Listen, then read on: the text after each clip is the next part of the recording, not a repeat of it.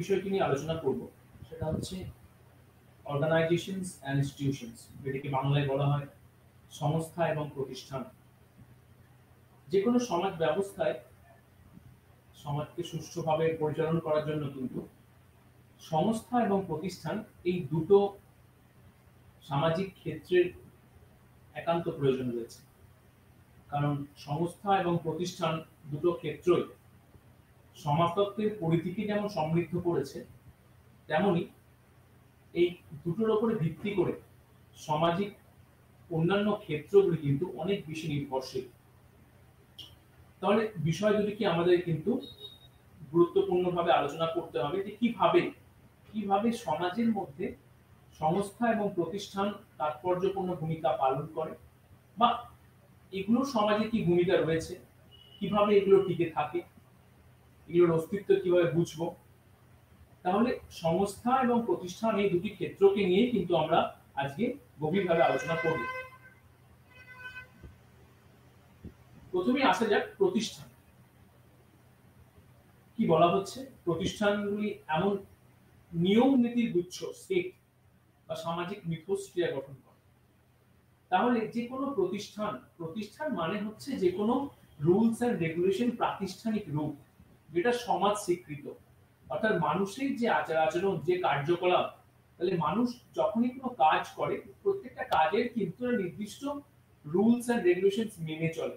তার মানে তার আচার আচরণের একটা নির্দিষ্ট পরিধি বা ক্ষেত্র রয়েছে। তাহলে এই যে পরিধি বা নিয়ম নীতির সমষ্টি, এইগুলো কিন্তু কি করে, এগুলো কিন্তু মানুষকে কোনো কাজ করার ক্ষেত্রে সহায়তা করে। আমরা যেমন স্কুলে যাই, স্কুল থেকে কি করি, স্কুল থেকে আমরা শিক্ষা ব্যবস্থা নিই। তাহলে শিক্ষার জন্য আমরা স্কুলে যাচ্ছি। তাহলে এই যে শিক্ষা, যার জন্য স্কুলে যাওয়া, শিক্ষা কিন্তু একটা প্রতিষ্ঠানের মূল কেন্দ্রবিন্দু। অন্যদিকে শিক্ষা প্রতিষ্ঠান হলো কিন্তু একটা অর্গানাইজেশন বা সংস্থা। তাহলে আমরা কি দেখছি, যে কোনো প্রতিষ্ঠান কিন্তু হচ্ছে নিয়ম নীতির সমষ্টি। কোন ধরনের নিয়ম নীতির সমষ্টি? যেগুলো সমাজ স্বীকৃত, অর্থাৎ সমাজ যেগুলিকে সম্মতি প্রদান করে থাকে।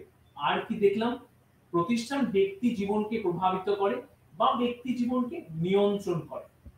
তাহলে সমাজে ব্যক্তির কথোপকথন থেকে শুরু করে ব্যক্তির কোনো কর্মক্ষেত্র, যেটাই বলি না কেন, তার সব ক্ষেত্রে প্রতিষ্ঠানের কিন্তু একটা কোনো না কোনো সংযোগ রয়েছে। এবং এটা ভাবলে কিন্তু চলবে না যে আমরা কোনো একটা প্রতিষ্ঠানের মধ্যে রয়েছে, এরকম মাল্টিপল প্রচুর প্রতিষ্ঠান রয়েছে। ব্যক্তি কিন্তু এই বিভিন্ন প্রতিষ্ঠানের মধ্যে দিয়ে তার নিত্য জীবনকে অতিবাহিত করে। তাহলে সমাজের অভ্যন্তরে ব্যক্তি বিভিন্ন সামাজিক প্রতিষ্ঠানের অন্তর্ভুক্ত, এবং সেই প্রতিষ্ঠানের মধ্যে থেকেই কিন্তু ব্যক্তি কি করে, সমাজের জন্য দায়বদ্ধ হয়। তাহলে আমরা কি দেখলাম, প্রতিষ্ঠানের কিছু উদাহরণ হিসেবে আমরা কি দেখছি, আইন, শিক্ষা, বিবাহ এবং পরিবার। এগুলো কেন বলা হচ্ছে, দেখো, আইন, শিক্ষা, বিবাহ বা পরিবার, এগুলো কিন্তু আমরা চোখে দেখতে পাই না, কিন্তু ফিল করি।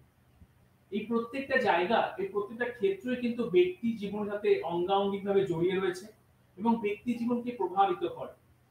একটা ব্যক্তি কোনো পরিবারের মধ্যে অবস্থান করে, সেই পরিবারের যে রুলস রেগুলেশন, নীতি কাঠামো, সেটা কিন্তু কি করে, সেটা কিন্তু ব্যক্তি জীবনকে প্রভাবিত করে। তাহলে ব্যক্তি যে পরিবারের মধ্যে বসবাস করছে, সেই পরিবারের যে আচার আচরণ, রীতিনীতি, চালচলন, কথাবার্তা, এই সবগুলোই কিন্তু ব্যক্তি জীবনের একটা গুরুত্বপূর্ণ ক্ষেত্র হিসাবে রয়েছে। অন্যদিকে আমরা কি দেখলাম, বিবাহ ব্যবস্থা বা শিক্ষা বা আইন পরিকাঠামো, এগুলো কি করেছে, বিবাহ ব্যবস্থার মধ্যে দিয়ে কি করে, ব্যক্তি একটা সম্পর্কের বাঁধনে আবদ্ধ হয়। এবং ব্যক্তি যখন সম্পর্কের বাঁধনে আবদ্ধ হয়, তাহলে বিবাহ আমাদের কি করে, বিবাহ আমাদের কিছু রুলস এন্ড রেগুলেশনস এর মধ্যে দিয়ে ঐক্যবদ্ধ করে। তাহলে বিবাহ কিন্তু আমরা বলেই বিবাহ করে ফেলতে পারি না।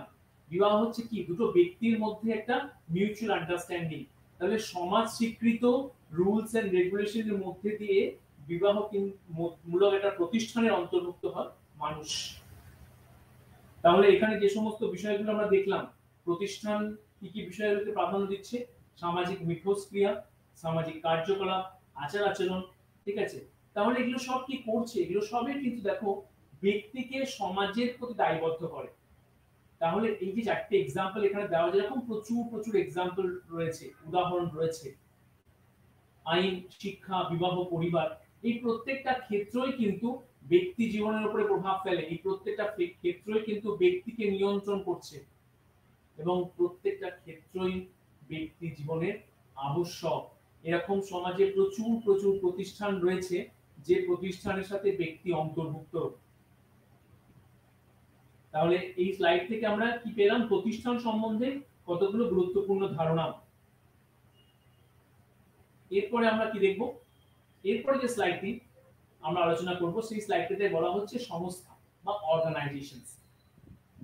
তাহলে এর আগের যে আগের স্লাইডে আমরা কি দেখলাম? প্রতিষ্ঠান হচ্ছে সমাজ স্বীকৃত কতগুলো আচার আচরণ, নিয়ম নীতির সমষ্টি যা ব্যক্তিকে সমাজের প্রতি দায়বদ্ধ করে। এবং যখন এইগুলো একটা কংক্রিট কাঠামোগত রূপ নিয়ে নেয় তখনই কিন্তু প্রতিষ্ঠান একটা সংস্থার আকার ধারণ করে। কি বলা হয়েছে এখানে? সংস্থাগুলি হলো নির্দিষ্ট ধরনের প্রতিষ্ঠানের সাথে আরো স্পষ্টভাবে সংজ্ঞায়িত এবং বিবৃত সীমানা যা সদস্যদের অসদস্যদের থেকে আলাদা করে। তার মানে এখানে বুঝে নিতে আমাদের কষ্ট হবে না যে একটা সংস্থার যে সদস্য আর সংস্থার যারা সদস্য নয় এই দুটোর মধ্যে পার্থক্য রয়েছে। তাহলে সংস্থার যখন সদস্য হয়ে যাবে ব্যক্তি, তাহলে ব্যক্তিকে অন্য সংস্থা থেকে সেটা পৃথক করে বা অন্য ক্ষেত্র থেকে পৃথক করে। কারণ প্রত্যেকটা অর্গানাইজেশন বা সংস্থা ব্যক্তির উপরে কিছু দায় দায়িত্ব আরোপ করে।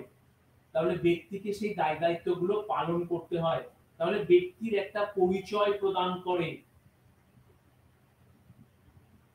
পরের বৈশিষ্ট্য কি বলছে? ক্ষেত্র সংগঠনগুলি একক যে তাদের বৈশিষ্ট্য হলো এর সদস্যদের একটি চেইন অফ কমান্ডে আবদ্ধ করা। চেইন অফ কমান্ড মানে এখানে বলতে চাইছে একটা নিয়ম নীতির সমষ্টি। আমরা যখনই কোনো স্কুল বা কলেজ বা ইউনিভার্সিটিতে পড়ি না কেন, তাহলে কি দেখি তার কিছু রুলস এন্ড রেগুলেশনস আছে। তাহলে স্টুডেন্টস কিন্তু সেই রুলস এন্ড রেগুলেশনস গুলো মেনে চলতে বাধ্য। তাহলে সংগঠনগুলির যে নির্দিষ্ট রুলস এন্ড রেগুলেশনস রয়েছে সেই রুলস এন্ড রেগুলেশনস গুলো ব্যক্তি কিন্তু মেনে চলতে বাধ্য। তাহলে চেইন অফ কমান্ড কি হলো? চেইন অফ কমান্ড হচ্ছে কিছু লিখিত রুলস এন্ড রেগুলেশনস যেগুলো ব্যক্তির উপরে প্রয়োগ করা হয় এবং ব্যক্তি সেগুলো দিয়ে তার সংগঠনের অভ্যন্তরস্থ কাজগুলো করে থাকে। কি বলা হচ্ছে তারপরে? সংস্থাগুলি স্পষ্টভাবে দায়িত্ব, কর্তব্য এবং প্রভাবের ক্ষেত্রগুলিকে চিহ্নিত করে। তাহলে দায়িত্ব কর্তব্যকে চিহ্নিত করে, তার মানে ব্যক্তির যে কিছু নির্দিষ্ট দায়িত্ব কর্তব্য রয়েছে এটা কিন্তু সংস্থার মধ্যে থেকে স্পষ্ট হয়ে যায়। আমরা যখনই কোনো সংস্থা বা সংগঠনের অন্তর্ভুক্ত হব তখনই কিন্তু কিছু নির্দিষ্ট দায়িত্ববোধ আমাদের উপরে অর্পণ করা হবে। যখন আমরা স্কুলে পড়েছি তখন স্কুলের কিছু রুলস এন্ড রেগুলেশনস ছিল। আমরা যখন কলেজে পড়াশোনা করেছি তখন তার রুলস এন্ড রেগুলেশনস স্কুলের থেকে ডিফারেন্ট। আবার ঠিক তেমনই যখন আমরা ইউনিভার্সিটি যাব তখন কি দেখব সেখানকার যে রুলস এন্ড রেগুলেশনস বা কর্তব্য দায়িত্ববোধ সেগুলো কিন্তু আবার কলেজের থেকে স্কুলের থেকে আলাদা। তাহলে প্রত্যেকটা সংগঠন কিন্তু ব্যক্তির উপরে প্রভাব ফেলে, ব্যক্তি জীবনকে নিয়ন্ত্রণ করে এবং কিছু নির্দিষ্ট দায়িত্বের উপরে ভিত্তি করে। কি রকম দায়িত্ব? যে দায়িত্বগুলো ব্যক্তি মেনে চলতে বাধ্য। তার মানে রুলস এন্ড রেগুলেশনসটা অনেক বেশি কংক্রিটাইজড হয়, টাফ রুলস এন্ড রেগুলেশনস হয়ে থাকে। তার পরের পয়েন্ট কি বলা হচ্ছে? তারা তাদের সদস্যদেরকে একটি সার্বভৌম ইনচার্জের সাথে ভূমিকায় ক্রমান্বয়ে সাজানো হয়।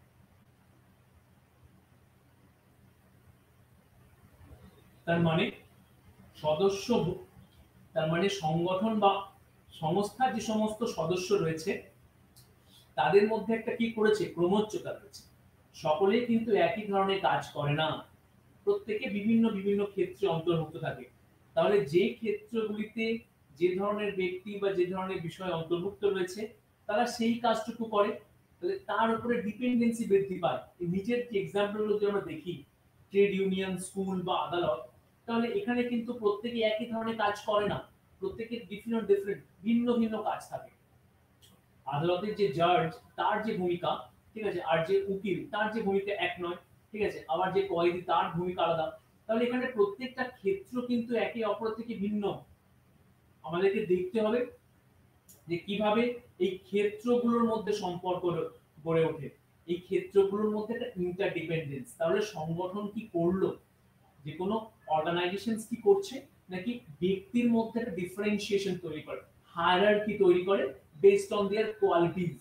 তাহলে কোয়ালিটির উপরে বেস করে ব্যক্তির মধ্যে যখন হায়ারার্কি তৈরি হয়, তাহলে ব্যক্তির মধ্যে কি নির্ভর করে, আত্মনির্ভরশীলতা। একটা ব্যক্তি অন্য ব্যক্তির উপর নির্ভরশীল হয়ে পড়ে, তাহলে ইন্টারডিপেন্ডেন্সি বৃদ্ধি পায়। তাহলে সংগঠনে কি আমরা দেখলাম, সংগঠন ব্যক্তির আচরণকে কংক্রিটাইজ করে, রুলস এন্ড রেগুলেশন অনেক বেশি টাফ, সদস্যপদ গ্রহণ করতে হয়। আর কি দেখছি, আর হচ্ছে এখানে কি একটা নির্দিষ্ট হায়ারার্কি রয়েছে, যে হায়ারার্কির উপরে ভিত্তি করে ব্যক্তির মধ্যেকার সম্পর্কগুলি নির্ধারিত হয় এবং ব্যক্তিকে একে অপর থেকে পৃথক করে। তাহলে যদি আমরা একটু বিষয়গুলোকে সারমর্ম করার চেষ্টা করি, প্রতিষ্ঠান আর এদিকে সংগঠন, তাহলে কিন্তু সংগঠন অনেক বেশি কংক্রিট আর প্রতিষ্ঠান কিন্তু অ্যাবস্ট্রাক্ট।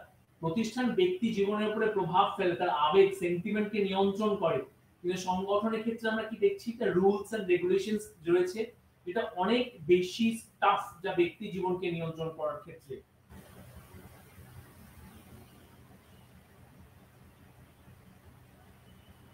এবারে আমরা যে স্লাইডটা নিয়ে আলোচনা করব সেটা হচ্ছে প্রতিষ্ঠানের বৈশিষ্ট্য। প্রতিষ্ঠানগুলি সামাজিক প্রকৃতি, মানুষের সমন্বিত বা যৌথ কার্যক্রমের মধ্যে দিয়ে প্রতিষ্ঠানগুলো প্রকাশ করে। সামাজিক প্রকৃতির কেন, কারণ হচ্ছে এটা সমাজের মধ্যে থেকেই বাস্তবায়িত হয় এবং সমাজের জন্যই কাজ করে। এবং কি করে, যৌথ কার্যকলাপ, মানুষের সমন্বিত যৌথ কার্যকলাপ মানুষের জীবনকে প্রভাবিত করে।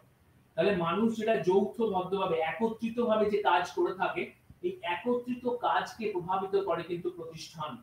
আমরা যখন পরিবারের সদস্য, তাহলে পরিবার যদি একটা প্রতিষ্ঠান হয়, তাহলে পরিবারের মধ্যে ব্যক্তি কি করে, ব্যক্তির মধ্যে একটা দায়বদ্ধতা রয়েছে, ঠিক আছে, মা, বাবা, ভাই, বোন, দিদি, ব্যক্তি নিজে, প্রত্যেকের কিন্তু নিজস্ব দায়িত্ববোধ রয়েছে।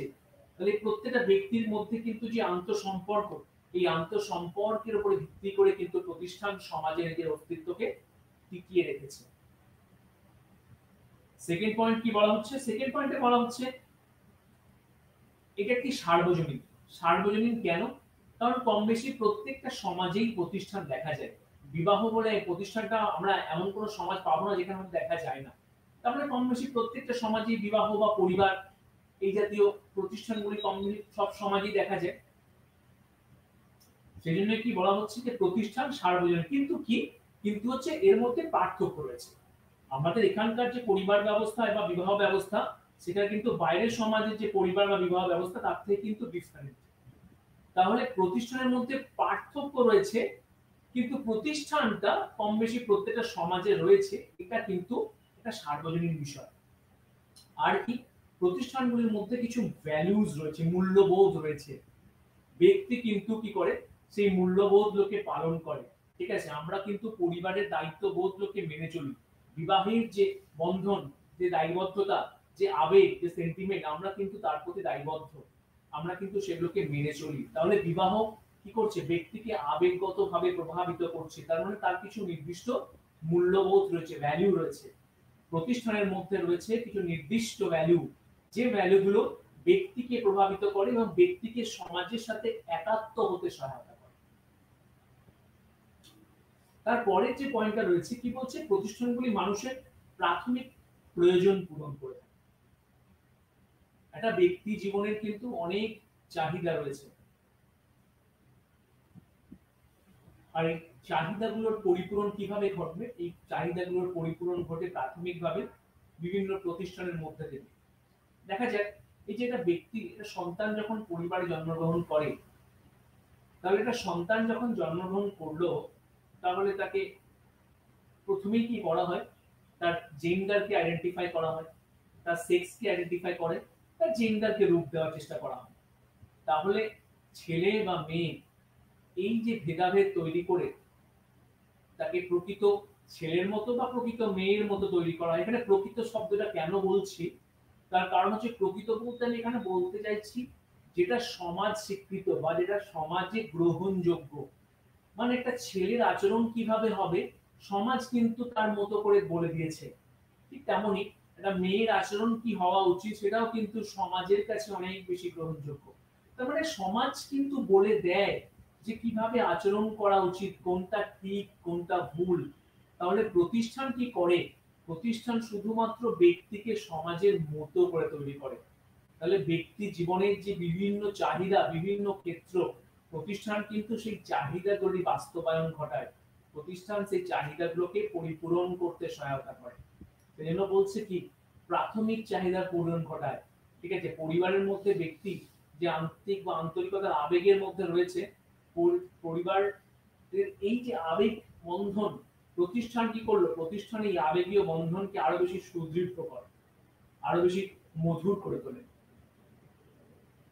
তাহলে কি দেখা গেল? প্রতিষ্ঠানের উপরে ভিত্তি করেই ব্যক্তি কিন্তু তার প্রাথমিক প্রয়োজনগুলোকে বাস্তবায়িত করে। তারপরে পয়েন্ট কি বলা হচ্ছে? প্রতিষ্ঠানগুলি সামাজিক নিয়ন্ত্রণের কেন্দ্রীয় ভূমিকা। এটা একটা খুব গুরুত্বপূর্ণ পয়েন্ট।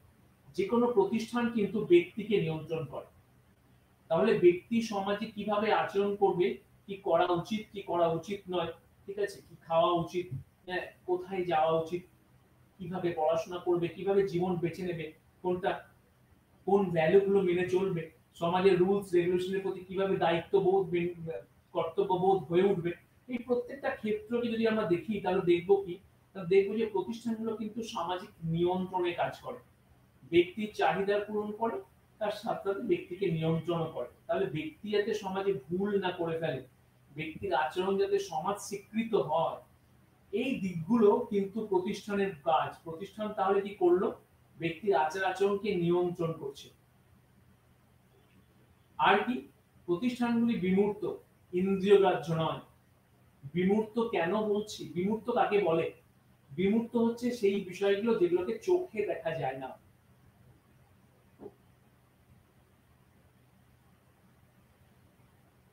তাহলে চোখে দেখা যায় না অথচ সমাজের অস্তিত্ব আছে। যেমন পরিবার, পরিবারকে কি আমরা চোখে দেখতে পাই?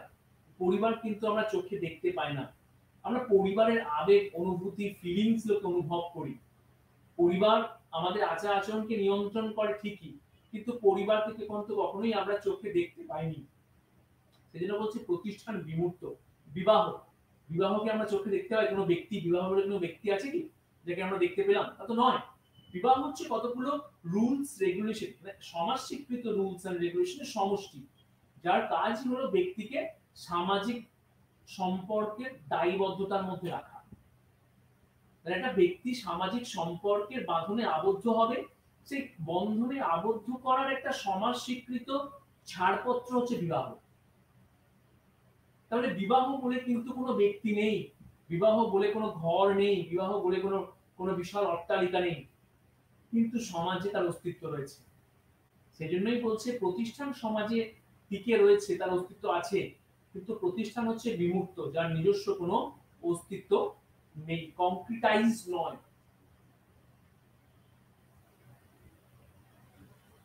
তারপরের স্লাইডে কি বলা হচ্ছে? তারপরের যে টপিক, লাস্ট টপিকে, সমাজ পরিবর্তনের সাথে সাথে প্রতিষ্ঠানগুলিও পরিবর্তিত হয়। তাহলে সমাজ যদি পরিবর্তিত হয়, প্রতিষ্ঠানগুলি পরিবর্তিত হবে। এই যে একটু আগে বলছিলাম বিবাহ একটা সামাজিক প্রতিষ্ঠান, তাহলে আমরা যদি দেখি একটা সময় ছিল কিন্তু গে ম্যারেজ বা লেসবিয়ান ম্যারেজের কিন্তু প্রাধান্য সমাজে ছিল না। সমাজ কিন্তু এই কাঠামোটার মধ্যে দিয়ে সচেতন ছিল না যে সমাজে গে ম্যারেজ বা লেসবিয়ান ম্যারেজ গুলো একটা সামাজিক ক্ষেত্রে উঠে আসতে পারে। তাহলে বর্তমান সমাজে কিন্তু প্রচুর প্রচুর পশ্চিমী সমাজে আমরা কিন্তু গে ম্যারেজ বা লেসবিয়ান ম্যারেজ দেখেছি। তাহলে গে ম্যারেজ বা লেসবিয়ান ম্যারেজ যখন সমাজে ঘটছে, গে ম্যারেজ বলতে এখানে বলা হচ্ছে যখন দুটো পুরুষ যখন বিবাহ করে, ঠিক লেসবিয়ান ম্যারেজের ক্ষেত্রে ভাইস ভার্সা উল্টো হবে, দুটো মহিলা যখন বিবাহ করে। তো দুটো পুরুষের বিবাহ বা দুটো মহিলার মধ্যে যে বিবাহ, পশ্চিমী সমাজ যেটাকে মেনে নিচ্ছে, তার মানে বিবাহ ব্যবস্থায় কি হলো? বিবাহ ব্যবস্থায় পরিবর্তন আসছে। তাহলে প্রতিষ্ঠানের মধ্যে কি দেখলাম? লাস্ট পয়েন্টটা কি বলছে? প্রতিষ্ঠানগুলো পরিবর্তিত হয়। তাহলে বিবাহ যদি একটা প্রতিষ্ঠান হয়, একটা সময় ছিল যেখানে গে ম্যারেজ বা লেসবিয়ান ম্যারেজের কোনো অস্তিত্ব ছিল না, কিন্তু আধুনিক সমাজে তার অস্তিত্ব লক্ষ্য করা যাচ্ছে। তার মানে সমাজও পরিবর্তিত হচ্ছে, তার সাথে সাথে প্রতিষ্ঠানের মধ্যেও পরিবর্তন আসছে। প্রতিষ্ঠানও নতুন নতুন সামাজিক প্রেক্ষাপট বা পরিবর্তনের সাথে খাপ খাইয়ে নেওয়ার জন্য নিজেকে পরিবর্তন করছে।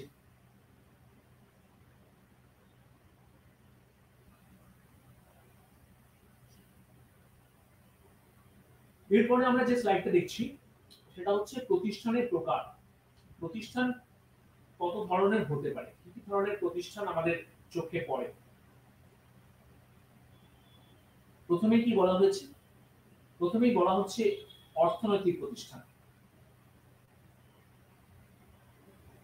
অর্থনৈতিক প্রতিষ্ঠান সমাজে যে সমস্ত প্রতিষ্ঠানগুলি অর্থনৈতিক ক্রিয়াকলাপ বা কার্যকলাপকে কি করে, নিয়ন্ত্রণ করে। তাহলে অর্থনৈতিক কার্যকলাপ বা ক্রিয়াকলাপকে যেগুলো প্রভাবিত করছে, কি কি জিনিস এখানে বলা হয়েছে, পণ্য পরিষেবামূলক উৎপাদন ও ব্যবহার ও বিতরণ। তাহলে প্রোডাকশন, ডিস্ট্রিবিউশনস, আর্নিং, এগুলো সব হচ্ছে অর্থনৈতিক প্রতিষ্ঠানের মধ্যে পড়ে। এই সমস্ত প্রতিষ্ঠানগুলো কি করছে, ব্যক্তি জীবনের সাথে অর্থনৈতিকভাবে সংযুক্ত। একটা ব্যক্তির অর্থনৈতিক চাহিদা কিভাবে বাস্তবায়ন ঘটবে, একটা ব্যক্তি কিভাবে তার জীবনকে সুষ্ঠুভাবে এগিয়ে নিয়ে যাবে,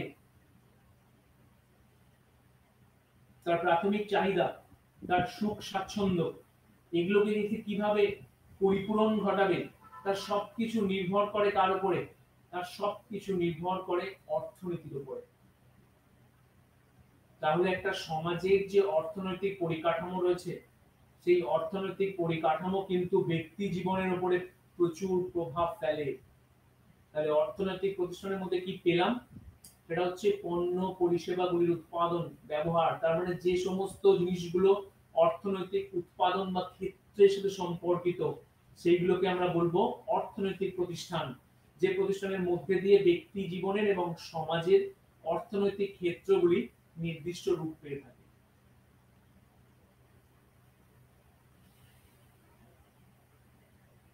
তারপরের যে সেকেন্ড পয়েন্টটা, পণ্য এবং পরিষেবাগুলির উৎপাদন। সেকেন্ড পয়েন্টটা কি বলছে, সামাজিক স্তরবিন্যাসের প্রতিষ্ঠান। পণ্য পরিষেবাগুলির উৎপাদনটা আগের পয়েন্টের সাথে অ্যাসোসিয়েটেড। সেকেন্ড পয়েন্টে বলছে সামাজিক স্তরবিন্যাসের প্রতিষ্ঠান।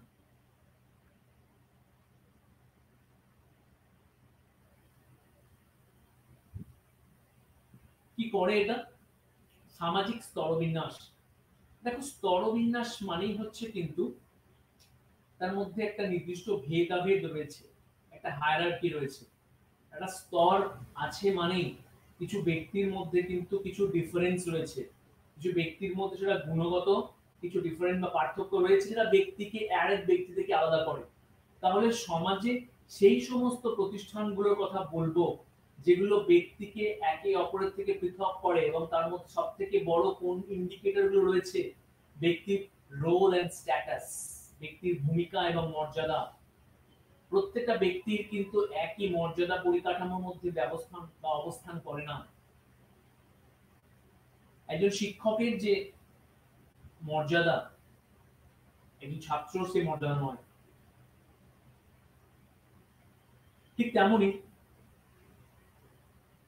একজন আইএস অফিসারের যে মর্যাদা, একজন পুলিশ কর্মীর সে মর্যাদা নয়।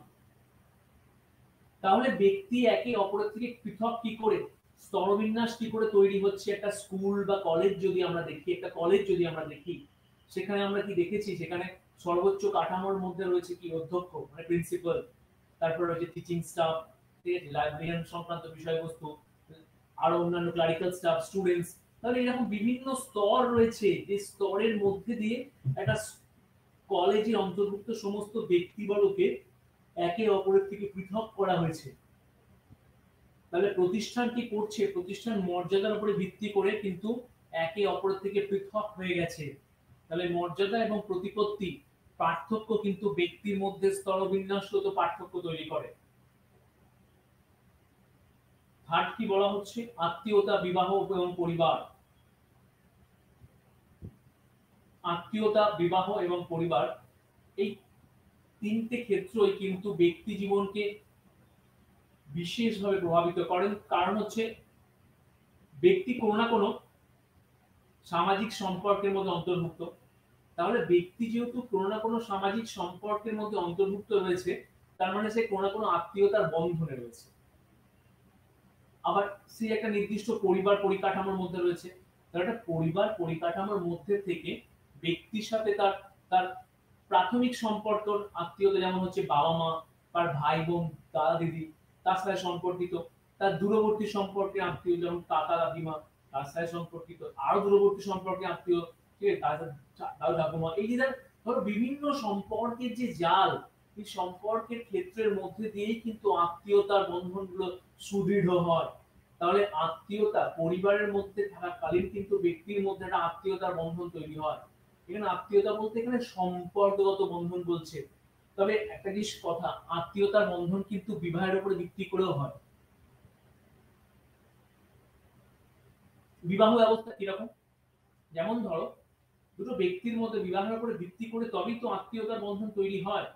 দুটো ব্যক্তি একে অপরকে ধরো চেনে না, অচেনা, কিন্তু বিবাহ হচ্ছে সেই প্রথম বন্ধন যার উপরে ভিত্তি করে তারা দুজনকে একে অপরকে চিনতে শুধু শিখলো না, একে অপরের প্রতি দায়বদ্ধ।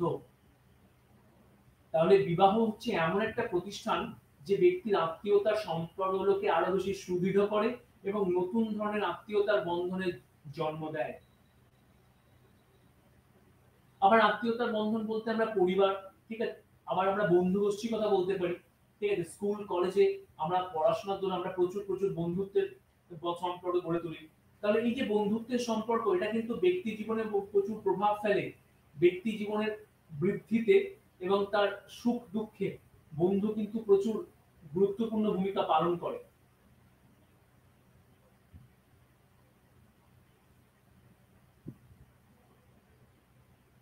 তারপরের প্রতিষ্ঠান কি বলছে? রাজনৈতিক প্রতিষ্ঠান। রাজনৈতিক প্রতিষ্ঠান মানে যে প্রতিষ্ঠানগুলো রাজনৈতিক পরিকাঠামোর সাথে সহসম্পর্কিত, তার মানে হচ্ছে ক্ষমতা, ক্ষমতার নিয়ন্ত্রণ ও বন্টন। তাহলে ক্ষমতার যে পরিকাঠামো রাজনৈতিক পরিকাঠামোর সাথে সহসম্পর্কিত, ক্ষমতার নিয়ন্ত্রণ ও বন্টন এর সাথে সম্পর্কিত। তার মানে একটা ব্যক্তি একটা নির্দিষ্ট পজিশনে থাকার দরুন সে কিন্তু কিছু ক্ষমতা ভোগ করে, আর এই ক্ষমতা পরিকাঠামো কিন্তু তার আচার আচরণকে নিয়ন্ত্রণ করে। একটা মন্ত্রী, একটা পুলিশ, একটা শিক্ষক, একটা স্টুডেন্ট, প্রত্যেকের কিন্তু মর্যাদাগত পরিকাঠামো পৃথক একে অপরের থেকে। আবার কি দেখি, আবার প্রত্যেকে কিন্তু কি দেখছি, আবার প্রত্যেকের যে ক্ষমতা পরিকাঠামো একে অপরের থেকে পৃথক। একজন মন্ত্রীর যে ক্ষমতা একজন স্টুডেন্ট সে ক্ষমতা নেই, আবার একজন পুলিশের যে ক্ষমতা একজন শিক্ষকের সে ক্ষমতা নেই। তাহলে ক্ষমতাগত পার্থক্য রয়েছে, আর এই ক্ষমতার পার্থক্যের প্রকোষ্ঠে রয়েছে রাজনীতি। তাহলে রাজনৈতিক প্রতিষ্ঠানগুলো কিন্তু ক্ষমতা কাঠামোকে বিন্যস্ত করে, ক্ষমতা কাঠামোকে কিন্তু এক জায়গা থেকে অন্য জায়গায় ছড়িয়ে দেয়। তাহলে রাজনৈতিক প্রতিষ্ঠানগুলো ব্যক্তি জীবনের উপরে প্রভাব ফেলে এবং রাজনৈতিক প্রতিষ্ঠানগুলো ক্ষমতা কাঠামোকে নিয়ন্ত্রণ করে। লাস্ট পয়েন্টটা কি বলা হচ্ছে? সাংস্কৃতিক প্রতিষ্ঠান ধর্মীয় প্রতীক এবং সাংস্কৃতিক অনুশীলনকে নিয়ন্ত্রণ করে। তাহলে ধর্ম, সিম্বল, কালচার এগুলো সব এর মধ্যে চলে আসছে। রিলিজিয়ন কিন্তু ব্যক্তি জীবনকে প্রভাবিত করে, ব্যক্তির জন্মের সাথে সাথে কিন্তু যে সমস্ত গুণ বা যে সমস্ত বৈশিষ্ট্যগুলো ব্যক্তি অর্জন করেছে তার মধ্যে একটা অন্যতম গুরুত্বপূর্ণ বৈশিষ্ট্য হলো কিন্তু রিলিজিয়ন বা ধর্ম। ধর্ম কিন্তু ব্যক্তির আচার আচরণকে কি করে? নিয়ন্ত্রণ করে।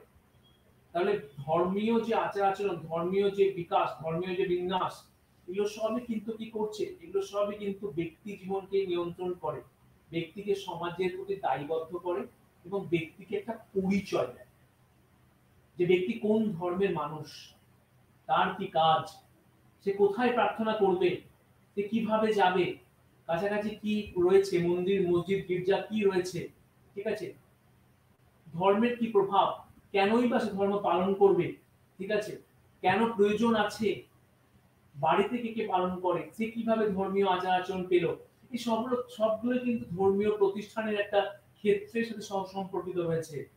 তাহলে সাংস্কৃতিক প্রতিষ্ঠানের মধ্যে আমরা কি দেখলাম? ধর্মীয় প্রতীক এবং সাংস্কৃতিক অনুশীলন। প্রতীক বলতে কি পাচ্ছি? প্রতীক বলতে এখানে সিম্বলের কথা বলা হচ্ছে, যে সমস্ত জিনিসগুলোকে নির্দিষ্ট সিম্বলে দিয়ে রিপ্রেজেন্ট করা হয়। যেমন ধরো ফ্ল্যাগ, এটা সিম্বল রয়েছে। ট্রাফিকে যখন আমরা দাঁড়াই, তারপর ট্রাফিক সিগন্যালটা কি আছে? ট্রাফিক সিগন্যালটা একটা সিম্বল থ্রু কিছু মিনিং কে কনভে করার চেষ্টা করছে। তাহলে সিম্বল কি করছে? সিম্বল হচ্ছে কিছু নির্দিষ্ট শব্দ, ভাষা, কিছু চিহ্নের মধ্যে দিয়ে ব্যক্তির কাছে কিছু অর্থকে প্রদান করে, যে অর্থগুলো ব্যক্তি কিন্তু তার জীবনে পালন করে থাকে।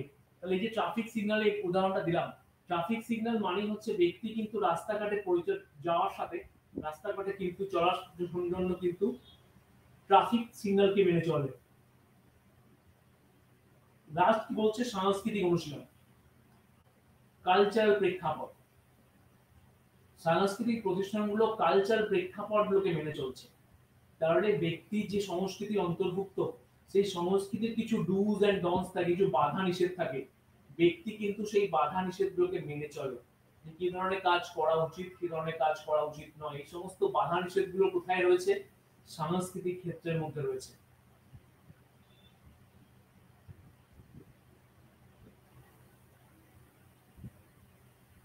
এরপরে আমরা যে স্লাইডটা নিয়ে আলোচনা করব সেটা হচ্ছে প্রতিষ্ঠানের কার্যাবলী। প্রতিষ্ঠানগুলি কি কি ধরনের কাজ করে থাকে। প্রথমে কি বলা হচ্ছে? প্রতিষ্ঠানগুলি মানুষের মৌলিক প্রয়োজন পূরণের ক্ষেত্রে গুরুত্বপূর্ণ ভূমিকা পালন করে। তার একটা ব্যক্তির যে মৌলিক চাহিদা, এই বিষয়টা নিয়ে আমরা প্রথমে কিন্তু আলোচনা করেছি। মৌলিক চাহিদা তার মানে ব্যক্তি কি চাইছে, ব্যক্তি জীবনের কিছু বেসিক নিডস রয়েছে, এই বেসিক নিডস গুলোকে ফুলফিল কিভাবে হবে? ফুলফিল করবে কিন্তু প্রতিষ্ঠান। তাহলে প্রত্যেকটা প্রতিষ্ঠানই কিন্তু ব্যক্তির কিছু চাহিদাকে পূরণ করে। সেই জন্যই বলছে প্রতিষ্ঠানের গুরুত্বপূর্ণ কাজই হচ্ছে ব্যক্তির চাহিদাকে পরিপূরণ ঘটানো। তারপরে কি বলা হচ্ছে? প্রতিষ্ঠানগুলি অনাকাঙ্ক্ষিত ও অবাঞ্ছিত আচরণের পরিবর্তে পদ্ধতিগত, নিয়মিত ও আকাঙ্ক্ষিত আচরণকে বাস্তবায়িত করে। তার মানে কি? তার মানে ভালো করে এখানে বুঝতে হবে যে ব্যক্তি সমাজে যখন কিছু আচার আচরণ পালন করে, সেখানে কিছু ডুজ এন্ড ডনস রয়েছে। ডুজ এন্ড ডনস মানে কি? ডু মানে হচ্ছে কিছু করা, আর ডনস মানে হচ্ছে কিছু করা নয়, কিছু করা যাবে না। তাহলে কাঙ্ক্ষিত মানে হচ্ছে সমাজ যেটাকে স্বীকৃতি দেয়, গুরুজনদের প্রতি শ্রদ্ধা ভক্তিকে সমাজ স্বীকৃতি দেয়, টিচারদের প্রতি স্টুডেন্ট শ্রদ্ধা দেবে, প্রদান করবে, এটা স্বাভাবিক। তাহলে সমাজ এগুলোকে স্বীকৃতি দিয়েছে। কাঙ্ক্ষিত, ঠিক আছে। অকাঙ্ক্ষিত কোনগুলো? অকাঙ্ক্ষিত হচ্ছে যে আচরণগুলো ব্যক্তিকে বা সমাজের ক্ষেত্রে হানিকারক, সেগুলো হচ্ছে অকাঙ্ক্ষিত। তাহলে প্রতিষ্ঠানগুলো কিন্তু ব্যক্তির মধ্যে এই ভ্যালুগুলোকে ইনজেক্ট করে দেয়, যে কোন ধরনের আচরণগুলো কাঙ্ক্ষিত হবে আর কোন ধরনের আচরণগুলো অবাঞ্ছিত হবে।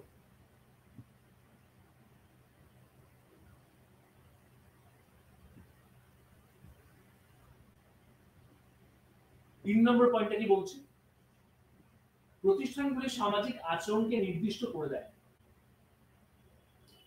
তাহলে কি হবে? যদি ব্যক্তির আচার আচরণকে নির্দিষ্ট করে দেয়, তাহলে সেটা ব্যক্তিকে কিন্তু প্রভাবিত করে, যে কি ধরনের ভূমিকা পালন করা উচিত, কি ধরনের মর্যাদা। তার মানে যদি বলা যায়, ধরো স্কুল, স্কুল হচ্ছে একটা অর্গানাইজেশন, কিন্তু স্কুলের কাজ কি? স্কুল একটা শিক্ষা ব্যবস্থাকে বাস্তবায়িত করে, স্টুডেন্টদের, ঠিক আছে, ছাত্রছাত্রীদের শিক্ষা প্রদান করে।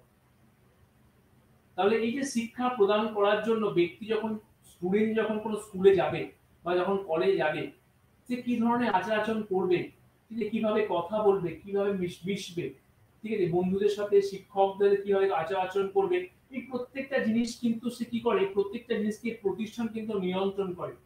প্রতিষ্ঠানে প্রত্যেকটা জিনিসকে কিন্তু প্রভাবিত করে। তাহলে একটা ব্যক্তি কি ধরনের আচরণ করবে, তার আচার আচরণকে নিয়ন্ত্রণ করছে কিন্তু প্রতিষ্ঠান।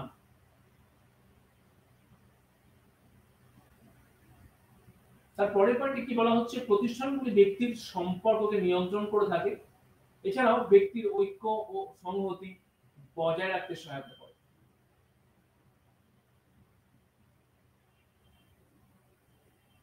তাহলে ব্যক্তির সম্পর্ককে কি করছে? নিয়ন্ত্রণ করে। সোশ্যাল রিলেশনশিপ, সম্পর্ককে যখন নিয়ন্ত্রণ করবে, তখনই কি করবে? ব্যক্তি কিন্তু সম্পর্কের প্রতি দায়বদ্ধ হবে। সন্তান কিন্তু তার পিতামার প্রতি দায়বদ্ধ, পিতামা বা তার পিতামার প্রতি দায়বদ্ধ, ঠিক ভাইস ভার্সা। সন্তানের যেমন পিতামার প্রতি দায়বদ্ধ, পিতামাতাও কিন্তু সন্তানের উপর দায়বদ্ধ থাকে।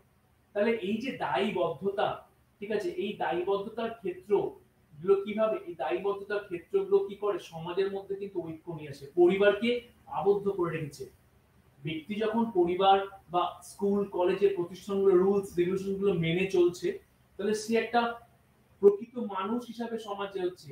তাহলে প্রকৃত মানুষ কোন কাদেরকে বলা হচ্ছে? যারা সমাজ স্বীকৃত আচার আচরণ মেনে চলে। তাহলে যে আচার আচরণ বা যে ধরনের বিষয়গুলো সমাজে কাঙ্ক্ষিত, সমাজের জন্য প্রযোজ্য প্রযুক্ত, সেইগুলো যখন ব্যক্তি মেনে চলবে, তখনই যেগুলো বলা হচ্ছে যে কাঙ্ক্ষিত, এবং সেগুলো কি হচ্ছে? সমাজে ঐক্য সংহতিকে বজায় রাখে। তাহলে পরোক্ষভাবে কি বলবো? পরোক্ষভাবে আমরা দেখবো যে প্রতিষ্ঠান কিন্তু ব্যক্তির আচার আচরণকে নিয়ন্ত্রণ করে। ব্যক্তির আচার আচরণকে নিয়ন্ত্রণ করছে প্রতিষ্ঠান। তারপরে কি বলছে? প্রত্যেকটা প্রতিষ্ঠানের কিছু ইতিবাচক ও নেতিবাচক কার্যাবলী রয়েছে। ইতিবাচক কোনগুলো?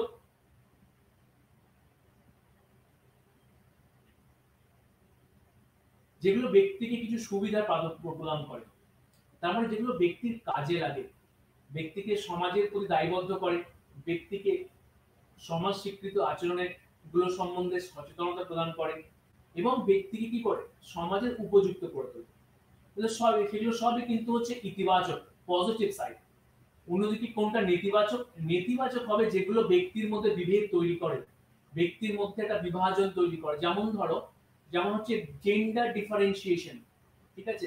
নারী পুরুষ ভেদে কাজের ক্ষেত্রে পৃথকতা রয়েছে, নারী পুরুষ ভেদে ওয়েজের ক্ষেত্রে পৃথকতা রয়েছে, নারী পুরুষ ভেদে কাজের টাফনেস সফটনেস এর পৃথকতা রয়েছে। তাহলে কি করছে? কোথাও না কোথাও প্রতিষ্ঠানগুলো মানুষের মধ্যে ভেদাভেদ তৈরি করছে।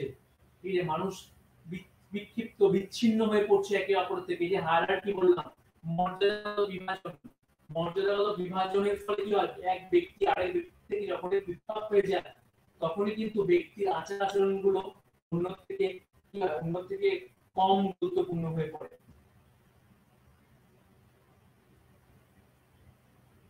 তাহলে এই স্লাইডটাতে আমরা কি পেলাম? এই স্লাইডটাতে আমরা দেখছি প্রতিষ্ঠানের কার্যাবলী।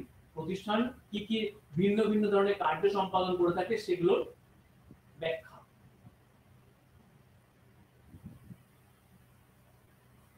এই যে স্লাইডটা রয়েছে, এই স্লাইডটার মধ্যে কি বলা হচ্ছে? দেখো, বলা হচ্ছে যে পার্সপেক্টিভ, দৃষ্টিভঙ্গি। এখানে তিনটে পার্সপেক্টিভের কথা বলা হয়েছে: ফাংশনাল, কনফ্লিক্ট আর ইন্টারঅ্যাকশনিস্ট। এই তিনটে পার্সপেক্টিভ কিন্তু প্রতিষ্ঠানের সাথে গভীরভাবে সম্পর্কিত। ফাংশনাল কোনগুলো? যেগুলো সমাজের স্থিতাবস্থাকে বজায় রাখে, অর্থাৎ সমাজের জন্য যেগুলো ইতিবাচক, সমাজকে সঠিক পথে নিয়ে যাওয়ার ক্ষেত্রে যেগুলো তাৎপর্যপূর্ণ ভূমিকা পালন করে, সেগুলো হচ্ছে ফাংশনাল। যেমন পরিবার, বিবাহ ব্যবস্থা, এগুলো কি করে? এগুলো কিন্তু সমাজে ফাংশনে কাজ করে, ব্যক্তিকে সমাজ স্বীকৃত করে তোলে। একটা ব্যক্তির সমাজে কি কাজ, সমাজে কি করণীয়, ঠিক আছে, তার আচার আচরণ, তার চালচলন, তার কথাবার্তা, সমাজের প্রতি তার যে দায়বদ্ধতা, এই দায়বদ্ধতাকে নিয়ন্ত্রণ করছে, দায়বদ্ধ সম্বন্ধে সুস্পষ্ট ধারণা প্রদান করছে ফাংশনাল পার্সপেক্টিভ, ক্রিয়াগত দিকগুলি। এবার যদি আমরা কনফ্লিক্ট পার্সপেক্টিভের কথা বলি, তাহলে কনফ্লিক্ট পার্সপেক্টিভ কি? কনফ্লিক্ট হচ্ছে দ্বন্দ্ব। তাহলে দ্বন্দ্বমূলক প্রতিষ্ঠানের ফল মধ্যে দিয়ে যে সমাজে যে ভেদাভেদমূলক প্রেক্ষাপট তৈরি হচ্ছে, কনফ্লিক্ট পার্সপেক্টিভ সেই দিকটার কথাই বলে।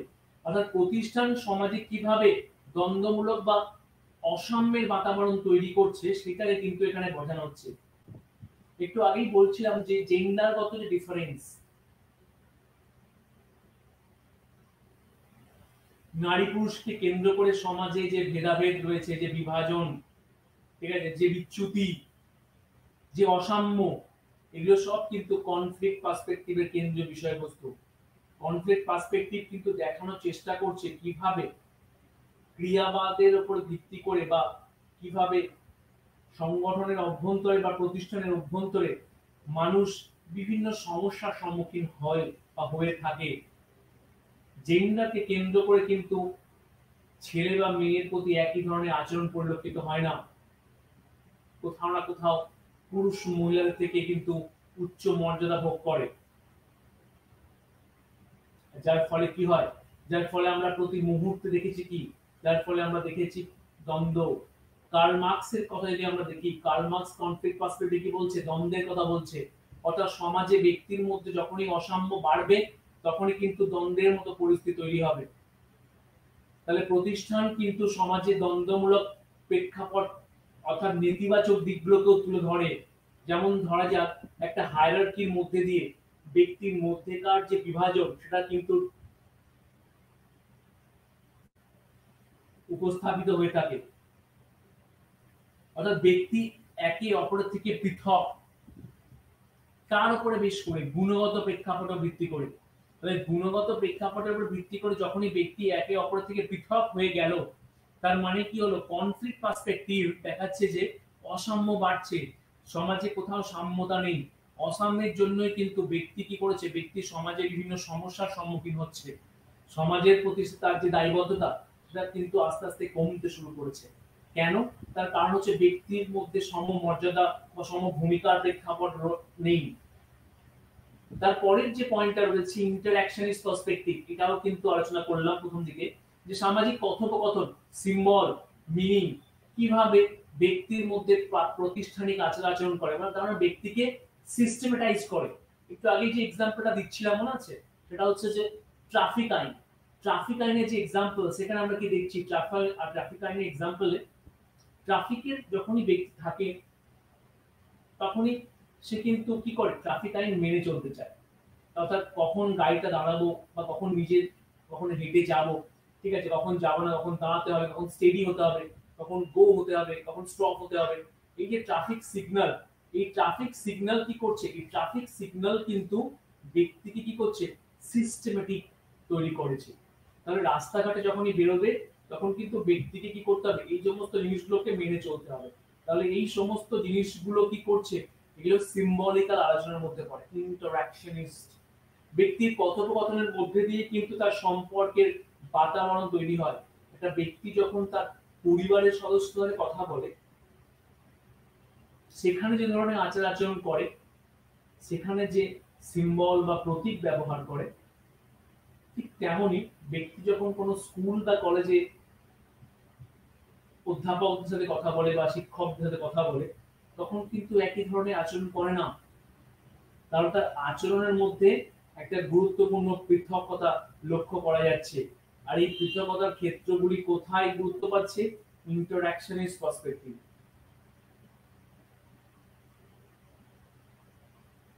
তাহলে এক্ষেত্রে আমাদেরকে তিনটে গুরুত্বপূর্ণ বিষয়কে বুঝে নিতে হবে: ফাংশনাল পার্সপেক্টিভ, কনফ্লিক্ট পার্সপেক্টিভ, আর 3 নম্বর হচ্ছে ইন্টারঅ্যাকশনিস্ট পার্সপেক্টিভ।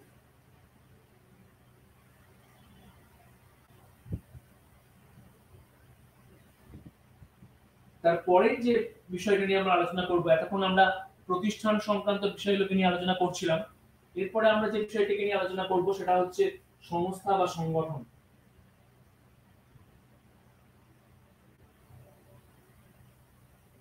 কি বলা হচ্ছে, প্রতিষ্ঠানগুলি আদর্শ, প্রত্যাশা, যা একটি সমাজের সদস্যদের মধ্যে মিথস্ক্রিয়া গঠন করে। অন্যদিকে সংস্থাগুলি কংক্রিট কাঠামো সহ আনুষ্ঠানিক সংস্থা। এটি একটি দৈহিক সত্তা যা স্পষ্টভাবে সংজ্ঞায়িত সীমানা সহ সদস্যদের অসদস্যদের থেকে আলাদা করে, যেটা আমরা একটু আগেই বলছিলাম। তাহলে প্রতিষ্ঠান হচ্ছে কি, প্রতিষ্ঠান হচ্ছে অ্যাবস্ট্রাক্ট, বিমূর্ত, চোখে দেখা যায় না, কিন্তু আমরা কি করি, আমরা তার অন্তর্ভুক্ত, তার একটা পার্ট। কিন্তু সংস্থা বা সংগঠনগুলো কি, সংগঠনগুলো কিন্তু কংক্রিট, অনেক বেশি কংক্রিটাইজ, ঠিক আছে। সংস্থা বা সংগঠনগুলো কি করছে, ব্যক্তির আচার আচরণকে নিয়ন্ত্রণ করে, ব্যক্তিকে প্রভাবিত করছে। তাহলে এই যে ব্যক্তির আচার আচরণকে নিয়ন্ত্রণ করছে সংগঠনগুলো, প্রতিষ্ঠানও নিয়ন্ত্রণ করে, কিন্তু প্রতিষ্ঠানের রুলস রেগুলেশনস গুলো অনেক বেশি আবেগ কেন্দ্রিক, ব্যক্তির দায়বদ্ধতার মধ্যে অন্তর্ভুক্ত। কিন্তু যখনই আমরা সংগঠন বা সংস্থার কথা বলবো, তখনই কি দেখবো, এগুলো কিন্তু ব্যক্তিকে পালন করতেই হয়, হ্যাভ টু, শুড বি। তাহলে এই ধরনের কাজ, এই ধরনের নিয়ম নীতিগুলো ব্যক্তির আচরণকে কিন্তু বিশেষভাবে প্রভাবিত করছে। তারপরে কি বলছে, প্রতিষ্ঠানগুলি আনুষ্ঠানিকভাবে অব্যক্ত হলেও সংস্থাগুলি আনুষ্ঠানিকভাবে বিবৃত সংস্থা। তার মানে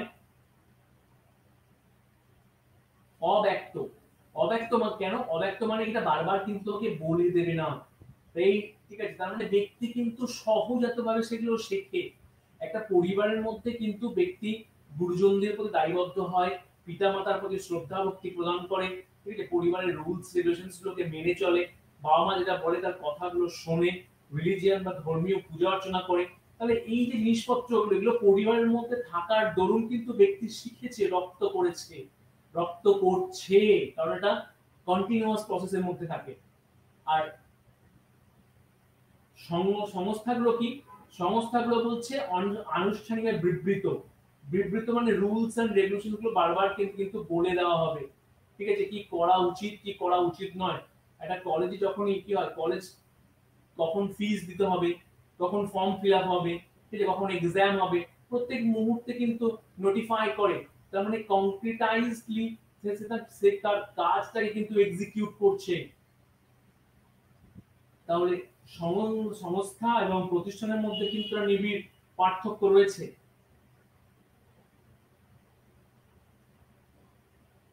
আর কি? প্রতিষ্ঠানগুলি বলছে সামাজিকভাবে রুলস এন্ড রেগুলেশনের সমষ্টি। মানে যে সমস্ত রুলস এন্ড রেগুলেশন বা যে সমস্ত নীতিগুলো সামাজিকভাবে ব্যক্তির উপরে প্রয়োগ করা হয়েছে, তাহলে সামাজিক রীতিনীতির সমষ্টি হচ্ছে কিন্তু প্রতিষ্ঠান। আর সংস্থাগুলি কি বলছে?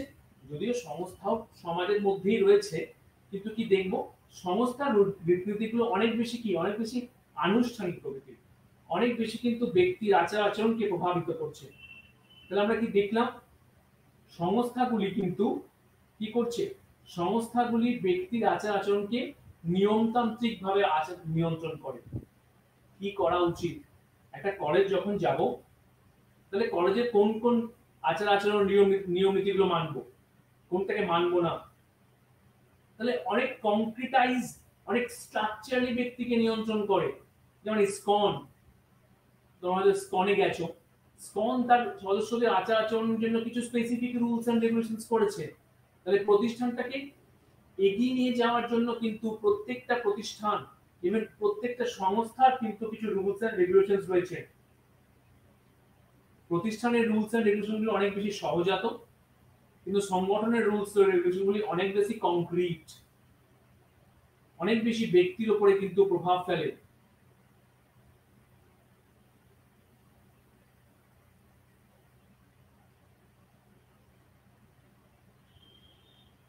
এরপরে একটু আগে আমরা কি দেখলাম? এর আগে আমরা তিনটে দৃষ্টিভঙ্গি পড়লাম, সেটা কিন্তু প্রতিষ্ঠানের উপর ভিত্তি করে। এরপরে আমরা কিন্তু সংগঠনের উপরে কতগুলো দৃষ্টিভঙ্গি দেখব। প্রথম ব্যক্তির নাম হচ্ছে আমিতাই অ্যাডজিওনি। তাহলে এই যে আমিতাই অ্যাডজিওনি কি বলছে? সংগঠনগুলি হলো এক নির্দিষ্ট সামাজিক একক, যা নির্দিষ্ট লক্ষ্য অর্জনের উদ্দেশ্যে পরিচালিত হয়। কতগুলো বৈশিষ্ট্যের কথা তিনি বলেছেন এক্ষেত্রে। তাহলে সংগঠনগুলোর কিন্তু নির্দিষ্ট কি রয়েছে? উদ্দেশ্য রয়েছে, এবং যে উদ্দেশ্যকে বাস্তবায়িত করার জন্য সে কিন্তু প্রতিনিয়ত কি করছে? এক জায়গা থেকে অন্য কাজ করে থাকছে। তাহলে প্রত্যেকটা সংগঠন তার সংগঠনের অভ্যন্তরস্থ ব্যক্তিদের নিয়ন্ত্রণ করার জন্য কি করেছে? কিছু রুলস এন্ড রেগুলেশনস এর ব্যবহার করে। তার মানে সংগঠনের ব্যক্তির আচার আচরণকে নিয়ন্ত্রণ করছে। সংগঠনের বৈশিষ্ট্যতে অ্যাডজয়েন্ট কি বলছে? দায়িত্বের বিভাজন, শ্রম বিভাজন। তাহলে শ্রম বিভাজনের ক্ষেত্রগুলো সংগঠনের কেন্দ্রে রয়েছে, যেটা একটু আগে আমরা আলোচনা করছিলাম, যে শ্রমের বিভাজন করে দেওয়া। একটা কারখানাতে যদি দেখি আমরা, কারখানায় যখন কোনো কাজ হয়, তাহলে দেখি যে কারখানায় প্রত্যেকেই কিন্তু একই ধরনের কাজ করে না। বা একটা ব্যক্তি, একটা কার ফ্যাক্টরি, একটা ব্যক্তি কিন্তু পুরো কারটাকে তৈরি করে না। একটা কারটাকে আমরা কি দেখি? একটা প্রপেলার হুইলের মধ্যে দেওয়া আছে, কেউ ধরো চাকাটা লাগিয়ে দিল, কেউ ধরো পেইন্ট করে দিল, কেউ ইঞ্জিনের কাজটা করছে, কেউ ধরো সুইচে কাজ বলছে, কেউ ধরো ব্যাটারি সেকশনটা দেখছে, কেউ ধরো টেস্ট ড্রাইভ করবে। তাহলে এরকম different sections are involving within the manufacturing process of a particular car. একটা কার ফ্যাক্টরিতে আমরা কি দেখছি? কার ফ্যাক্টরির মধ্যে রয়েছে একটা সুস্পষ্ট ডিভিশনস অফ লেবার। আর এই ডিভিশনস অফ লেবার কি করছে? ব্যক্তির আচার আচরণের মধ্যে পৃথকতা তৈরি করেছে।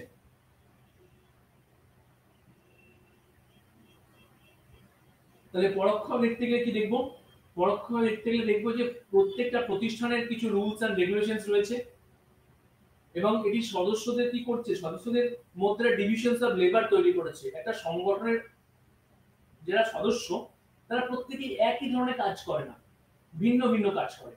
তাহলে আমি তাই বলছি যে ডিভিশন অফ লেবার একটা এখানে গুরুত্ব পাচ্ছে।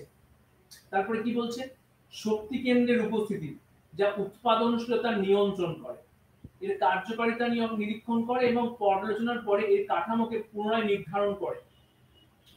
শক্তি কেন্দ্রের উপস্থিতি তার মানে হচ্ছে পাওয়ার স্ট্রাকচার, পাওয়ার সোর্সকে ডিটারমাইন করে। তাহলে প্রত্যেকটা সংগঠনের কিন্তু নির্দিষ্ট পাওয়ার স্ট্রাকচার রয়েছে। তার মানে সংগঠনের যে সমস্ত সদস্যগত বিভাজন রয়েছে, এই প্রত্যেকটা সদস্য কিন্তু কিছু নির্দিষ্ট ক্ষমতা ভোগ করে। যদি কলেজকে একটা সংগঠন দেখি, তাহলে কলেজের সর্বোচ্চ ক্ষেত্রে যে প্রিন্সিপাল স্যার নিজে অবস্থান করে, প্রিন্সিপাল কিন্তু কি করে, প্রিন্সিপালের একটা নির্দিষ্ট ক্ষমতা রয়েছে। তাহলে সেই ক্ষমতার বলেই কিন্তু সে কি করে, সে অন্যান্য ব্যক্তিদের নিয়ন্ত্রণ করে, রেগুলেট করে। তাহলে প্রত্যেকটা সংগঠনের রয়েছে কিছু নির্দিষ্ট পাওয়ার।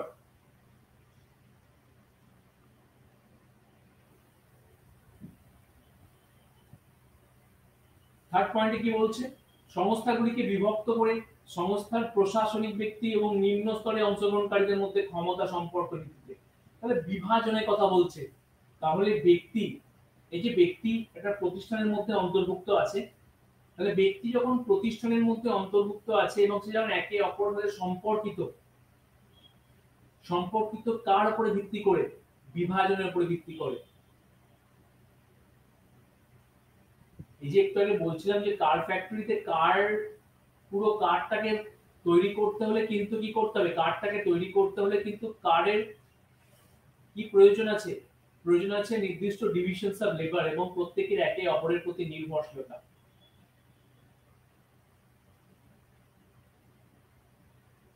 এরপর আমরা দেখব ম্যাক্স ওয়েবার। অ্যামিকাই এরজয়নির মতনই ম্যাক্স ওয়েবারও সংগঠনের কতগুলো গুরুত্বপূর্ণ দিককে আলোচনা করার চেষ্টা করেছেন। তার মধ্যে হচ্ছে অথরিটি স্ট্রাকচার, আর এটা হচ্ছে বিউরোক্রেটিক অর্গানাইজেশনস। অথরিটি স্ট্রাকচার বলতে এখানে কি বলতে চেয়েছেন তিনি, অথরিটি বলতে চেয়েছেন মানে সমাজে যে কর্তৃত্বমূলক পরিকাঠামো, তার মানে ব্যক্তি তার ক্ষমতার যে বাস্তবায়ন ঘটাচ্ছে কতগুলো বৈধ রীতিনীতির উপরে ভিত্তি করে। তাহলে বৈধ রীতিনীতির উপরে ভিত্তি করে যখন ক্ষমতার যে বহিঃপ্রকাশ, এটা কিন্তু কখনোই এক হতে পারে না। তাহলে যে কোনো সংগঠনের মধ্যে যে হায়ারার্কি রয়েছে, প্রত্যেকটা ব্যক্তির কিছু নির্দিষ্ট ক্ষমতা পরিকাঠামো রয়েছে। তাহলে অথরিটি কি বলছে, অথরিটি বলছে যে অথরিটি কিভাবে কাঠামোগত ক্ষমতাকে বাস্তবায়িত করছে। সেকেন্ড পয়েন্টে কি বলছে, বিউরোক্রেটিক অর্গানাইজেশনস, আমলাতান্ত্রিক পরিকাঠামো। আমলাতন্ত্র কি কি ধরনের ভূমিকা, ম্যাক্স ওয়েবার কি বলছে, ম্যাক্স ওয়েবার দেখানোর চেষ্টা করছেন যে প্রত্যেকটা সরকারি প্রতিষ্ঠান বা সরকারি নয়, যে কোনো তুমি নন গভর্নমেন্টাল প্রতিষ্ঠান দেখো না, যে কোনো প্রতিষ্ঠানই দেখো কতগুলো রুলস এন্ড রেগুলেশনস এর মধ্যে দিয়ে চলে। তাহলে এখানে বিউরোক্রেসির মধ্যে দিয়ে ম্যাক্স ওয়েবার কতগুলো রীতিনীতির সংমিশ্রণকে দেখানোর চেষ্টা করেছেন, যে রীতিনীতিগুলো ব্যক্তির মধ্যে ভেদাভেদ তৈরি করে এবং যেই রীতিনীতির উপরে ভিত্তি করে সমাজ কতগুলো নির্দিষ্ট ক্ষেত্রে এগিয়ে চলে। তাহলে বিউরোক্রেসি হচ্ছে কতগুলো লিখিত রুলস এন্ড রেগুলেশনের সমষ্টি, যা ব্যক্তির মধ্যে হায়ারার্কি তৈরি করে, মানে ক্রমোচ্চতা তৈরি করে। কার উপরে ভিত্তি করে, গুণগত পরিকাঠামো, একটা ব্যক্তি গুণের উপরে ভিত্তি করে তার যোগ্যতা অর্জন করে। তাহলে প্রত্যেকটা ব্যক্তি যখন বিভিন্ন গুণের উপরে ভিত্তি করে নির্দিষ্ট ক্ষেত্রে বা অফিসের সাথে সংযুক্ত, প্রত্যেকে কিন্তু একটা নির্দিষ্ট অফিসের সামগ্রিক কাজকে তুলে ধরতে চায়, কিন্তু ভিন্ন ভিন্ন নিজের পার্টের কাজটুকু করার মধ্যে দিয়ে। আর কি তিনি কি এখানে আলোচনা করেছেন, business, charitable organisations, religious organisations, political parties. তিনি এখানে এই ক্ষেত্রে যে সমস্ত অর্গানাইজেশনগুলোর কথা বলছেন, দেখেন যে এই সমস্ত অর্গানাইজেশনগুলোতে কিন্তু অথরিটি এবং বিউরোক্রেটিক স্ট্রাকচার আছে। কারণ প্রত্যেকের কর্তৃত্বগত পরিকাঠামো, বিজনেস, ঠিক আছে, বিজনেস যার যে সিইও, ঠিক আছে, বা ধরো যে বিজনেসের যে মালিক, ওনার, সে একটা নির্দিষ্ট ক্ষমতা, এক্সট্রিম ক্ষমতা ভোগ করে as compared to the other persons who are involving within the particular business. আবার যদি আমরা চ্যারিটেবল অর্গানাইজেশন দেখি, কোন সংস্থা চ্যারিটেবল অর্গানাইজেশন, সেখানেও কোনো ব্যক্তি কি করে, সেখানেও ব্যক্তি কিন্তু একদম হায়ার পজিশনে বিলং করে। তাহলে কোথাও না কোথাও অথরিটি এবং বিউরোক্রেটিক স্ট্রাকচারের ক্ষমতা কিন্তু রয়েছে। রিলিজিয়াস অর্গানাইজেশন, ধর্মীয় সংগঠন, রাজনৈতিক দল, প্রত্যেকটা ক্ষেত্রেই কিন্তু কি রয়েছে, প্রত্যেকটা ক্ষেত্রেই আমরা দেখতে পাচ্ছি কিন্তু অথরিটি এবং ব্যুরোক্রেসি কেন? কারণ ব্যক্তির মধ্যে রয়েছে বিভাজন এবং ব্যক্তিরা একে অপরের সাথে সহসম্পর্কিত রুলস এন্ড রেগুলেশনস এর উপর ভিত্তি করে।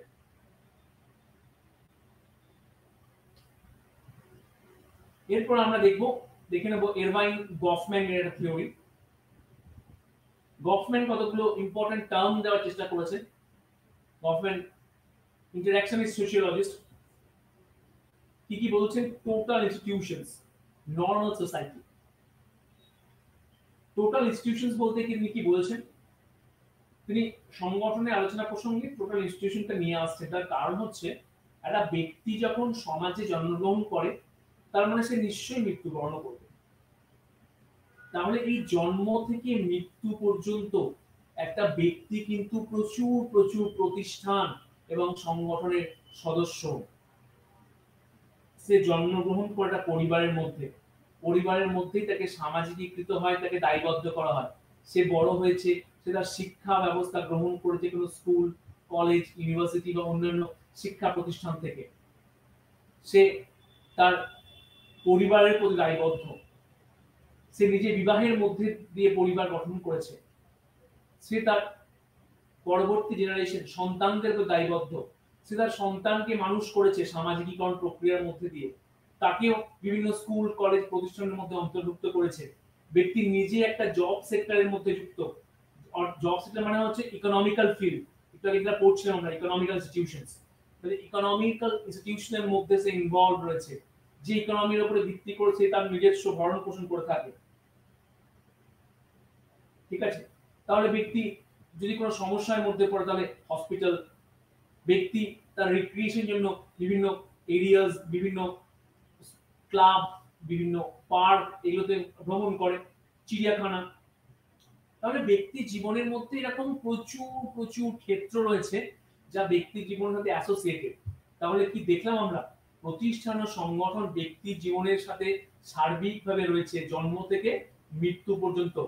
সেজন্যই কিন্তু গভর্নমেন্ট কি বলছে যে টোটাল ইনস্টিটিউশনস, একটা ব্যক্তি জীবনের সার্বিক দিকগুলো যেটার উপরে ভিত্তি করে গড়ে উঠছে, তাহলে সার্বিক দিকগুলোকে যেটা প্রভাবিত করে সেই জন্য বলছে টোটাল ইনস্টিটিউশনস, সার্বিক দিকগুলোকে নিয়ন্ত্রণ করে। নরমাল সোসাইটি, তারপরে কি বলা হচ্ছে? Normal society. নরমাল সোসাইটি মানে কি? দেখো, নরমালের আমরা অপোজিট কি পাবো? অ্যাবনরমাল। তবে নরমাল বলতে আমরা কি দেখবো?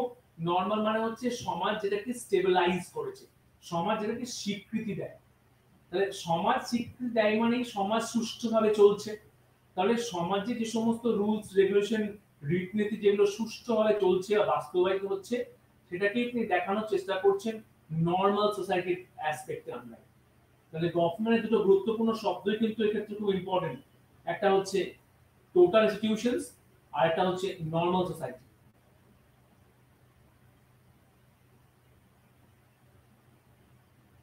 এর পরের যে স্লাইডটা রয়েছে এটা বলছে কি প্রাতিষ্ঠানিক আচরণ। একটা প্রতিষ্ঠানে অন্তর্ভুক্ত হয়ে ব্যক্তিকে কি ধরনের আচরণ করা উচিত, কি বলা হচ্ছে? Attitudes of members towards the organisations. তাহলে ব্যক্তি যে সংস্থা বা সংগঠনের সদস্য, সেই সদস্য হিসাবে তার কি আচার আচরণ রয়েছে এবং তার কিছু অ্যাটিটিউডস। তাহলে ব্যক্তির যে আচার আচরণ, তার যে অ্যাটিটিউড, তার যে বিহেভিয়ার, সেটা কিন্তু প্রতিষ্ঠান বা সংস্থার উপরে ভিত্তি করে পৃথক পৃথক রূপ নিয়ে থাকে। অর্থাৎ ব্যক্তি যখন বাড়িতে থাকে তার যে আচার আচরণ, আর ব্যক্তি যখন কোনো স্কুল বা কলেজ যে আসে তখন তার কিন্তু আচার আচরণ চেঞ্জ হয়ে যায়। তাহলে একটা ব্যক্তির অ্যাটিটিউডে কিন্তু পরিবর্তন আসে। একজন শিক্ষক সে যখন কলেজে শিক্ষা প্রদান করে তার যে সম্মান, তার যে অ্যাটিটিউড, তার যে বিহেভিয়ার, চালচলন, আর সেই ব্যক্তি যখন পরিবারের সদস্য হয়ে থাকে তখন তার কিন্তু আচার আচরণ সম্পূর্ণ ভিন্ন প্রকৃতি হয়ে থাকে। তাহলে অর্গানাইজেশন কি করলো? অর্গানাইজেশন কিন্তু ব্যক্তির অ্যাটিটিউডিনাল চেঞ্জ নিয়ে আসে, প্রত্যেকটা সদস্যদের আচার আচরণে অ্যাটিটিউডে প্রভাব ফেলে। লাস্ট পয়েন্ট কি বলছে? Roles that members are assigned. তাহলে যে কোনো সংগঠনে ব্যক্তি সেই সমস্ত ভূমিকাগুলোই পালন করে যে ভূমিকাগুলোর দায়িত্ব তাকে প্রদান করা হয়েছে। Roles roles that member are assign. তাহলে একটা ফ্যাক্টরি বা একটা ধর একটা কলেজের একটা প্রিন্সিপালের যে দায়িত্ব, একটা শিক্ষকের যে দায়িত্ব, লাইব্রেরিয়ানের যে দায়িত্ব, একজন ক্লারিক্যাল স্টাফের যে দায়িত্ব, সকলে কিন্তু একে অপরের থেকে ডিফারেন্ট, পৃথক। তাহলে ব্যক্তি তার স্ট্যাটাস অনুযায়ী তার রোল বা ভূমিকা প্লে করে, যেটা বলছে roles that members are assign. তাহলে ব্যক্তির উপর যে ধরনের আচরণ প্রদান করা হয়েছে সেই আচরণ অনুপাতেই কিন্তু ব্যক্তি সেগুলো করে থাকে। তো একটা ব্যক্তি যে সমস্ত সামাজিক ক্ষেত্রে রয়েছে সেই ক্ষেত্রের যে মর্যাদা, সেই ক্ষেত্রের উপরে ভিত্তি করেই কিন্তু ব্যক্তি তার ভূমিকা পালন করে থাকে। তাহলে যে কোনো অর্গানাইজেশনাল বিহেভিয়ার আমরা কি দেখলাম, রয়েছে অ্যাটিটিউডস আর রয়েছে ব্যক্তির রোলস বা ভূমিকা। Thank you.